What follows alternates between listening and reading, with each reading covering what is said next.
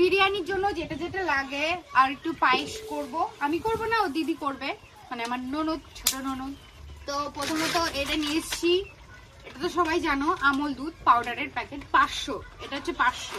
কেসর কেসর নিয়ে এসেছি, কাজু কিশমিশ, বিরিয়ানি মশলা, গোবিন্দভোগ চাল, বিরিয়ানি চাল এখানে অল্প কটা রয়েছে আর ভিজিয়ে রেখে দিয়েছি কটা, 1 কেজি মতন ভিজিয়েছি। আর এখানে হচ্ছে চিনি। ওরে বাবা, এই চিনিগুলোর দানা কি বড় বড়। এই হচ্ছে আমার বাজার। আর ঘরের ভেতরে রয়েছে কেক আর বেলুন আনা হয়নি, তোমাদের দাদা ভাই এই মুদিখানা দোকান থেকে বেলুন নিয়ে আসবে শুনি।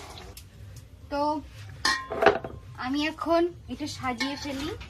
হাঁড়িতে প্রথমে লাগিয়ে নিচ্ছি ঘি, হাঁড়িতেই করি আমি, কারণ বিরিয়ানিটা হাঁড়িতেই সবচেয়ে বেস্ট হয়। সব বিরিয়ানি সবকিছুই এখানে তৈরি করে নিচ্ছি। আমার ভাত কটা কি সুন্দর হয়েছে, জাস্ট একটু দেখো, বলে না লুকিং লাইক এ ওয়াও, আর ভাত কটা ঠিক তেমনই হয়েছে, পুরো একটার সঙ্গে একটা মিশে নেই, দেখো পুরো ঝুরঝুরে, খুব সুন্দর হয়েছে ভাত কটা। এরকম তুমি